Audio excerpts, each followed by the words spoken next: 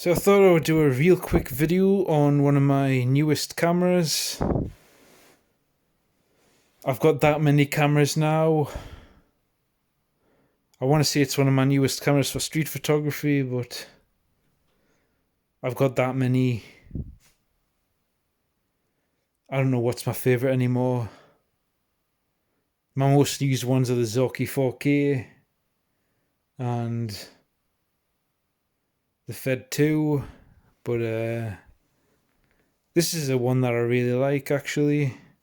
This one's been in the family for longer than I've been alive, but my dad just gave this to me 2 weeks ago, so I used it for the first time on Saturday, which was 2 days ago, and I do really like this camera. There's only one issue that I don't like with it, but that's probably down to me and not using this before, but that's with the viewfinder, which I'll get into in a second. But as far as the camera itself goes, it's Soviet Russian, built in the USSR. It's an exact copy of a Nikon SP, I think the model is. But yeah, it's a pretty heavy camera. It feels quality. Like I say, it feels like a tank. My dad did have an SP as well. I remember playing with that when I was a kid. I got a hiding when I touched it though, because that was one of his pride and joy cameras. I think back in the day, he probably paid about £1,000 for it, £1,500 for it, something like that. Which back then, well, even today, it's a lot of money to me. So, me touching this camera back then, I probably deserve that bollocking because I was a clumsy child. I was always breaking things, but yeah. My dad's had this as well for about the same amount of time, and this has been his EDC camera for more years than I care to remember. But my dad's still into photography now. He's 78 years old, and he's had a Kiev 4 for a lot of years as well. Probably as long as he's had this, if not longer. But he's actually been using that for the past year as an EDC camera. So he gave this to me 2 weeks ago, and 2 days ago, which was the Saturday, I took it out for the first time and shot off a roll of Kodak Gold 200, which I haven't had a chance to process yet, so I won't show any photos that I took with this in this video. But I thought I'd do a real quick video just on the camera itself, because I do really like this. I've been looking at it for a while now, and yeah, I did really like my dad's Nikon, but he sold that a while back. Kept this one, but yeah, I remember always getting a bollocking for touching the Nikon, but he kept this one hidden as well, so I never got my hands on this until very recently. At 37 years old, I finally got this, but yeah, took it out for the first time, like I say, very recently, and there's only one thing I don't like about it, but it's down to me probably. I just need to get used to this camera, with it being the first time that I've used it. But as far as the camera itself goes, it came originally with the 50mm f2 lens.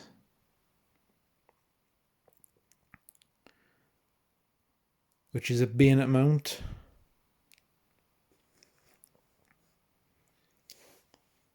One of the things I thought it was weird with this camera when I was a kid is because I grew up with cameras like this Fed 2, which were screw mounts, and you only had the option of the screw mount.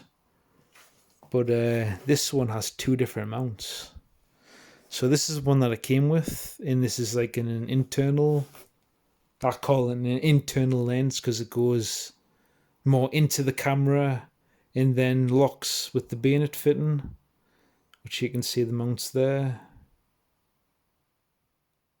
Or the bayonet lugs, I mean.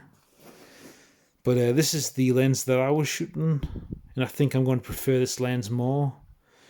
This is it's a Jupiter 12 35mm f2.8. And for a while now, I've been using a Jupiter 12 f2.8 with my Feds and my Canons and Zorkis. One of my favourite cameras is actually my Zorki 4, which is right here. But one of the things that I found weird is the exact same lens, and this is an external, or at least I call it an external, because the camera's got multiple mounting options. So this one goes on the outside via these mounting lugs right here. And you can see this is the original lens that it comes with. So just like any other camera, you mount up the red dot to the red dot and then click it in. And you've got a little lug here that locks up. And it automatically locks into the infinity mode. Or not mode, but locks in infinity. So with this, you've also got two different options for focusing.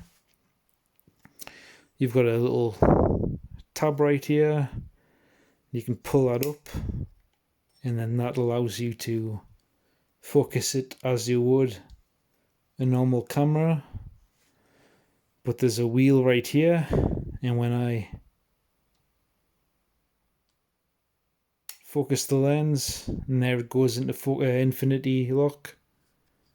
That wheel also turns, and when I put it in infinity, there's a tab right there which comes up, and that's because you can also focus this camera by pressing this tab, and then you can focus that way, which is very cool.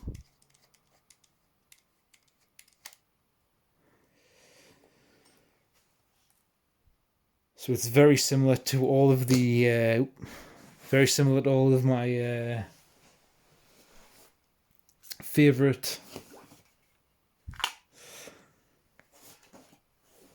cameras as far as the winding goes. In that you've got a wind knob right here. The only difference is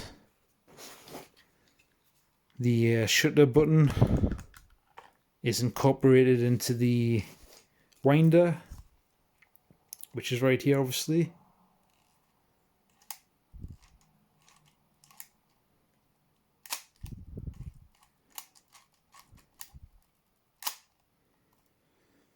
And you've got a dial right here for your exposures.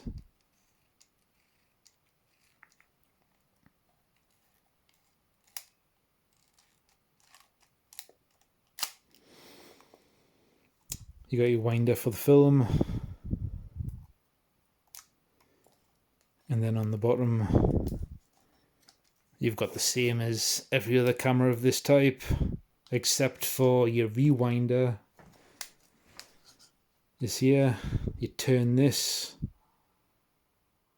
just past the red button, and then you can rewind the film, and then besides that it's the exact same for removing the back.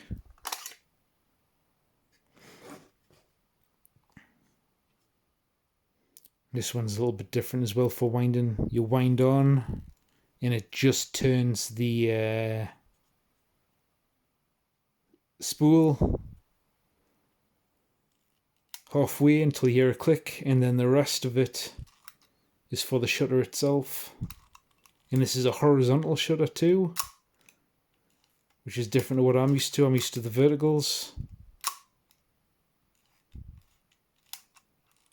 So that's another little cool thing about it.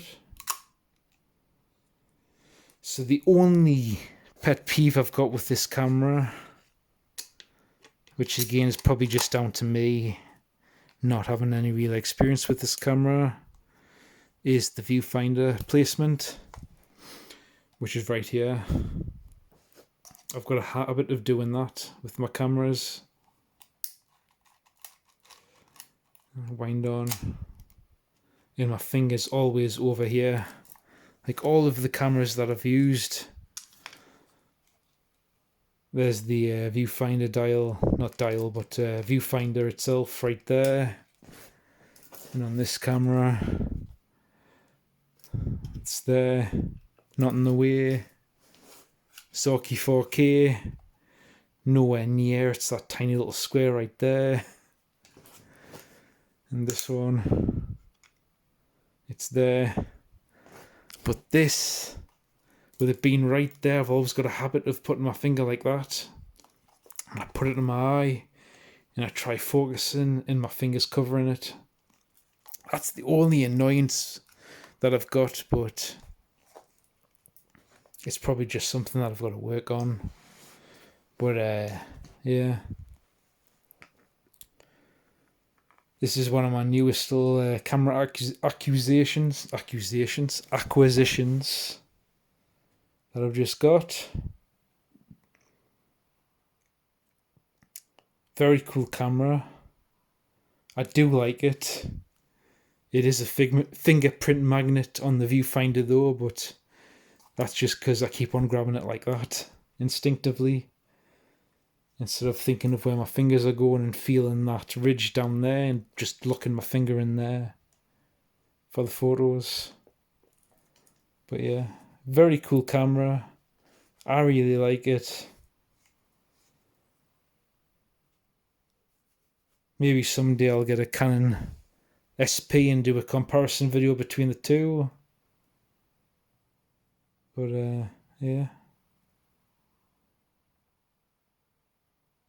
Very cool camera. One of my newest ones. Thought I'd do a real quick video on it because I really like it. So that's it. Thanks for watching.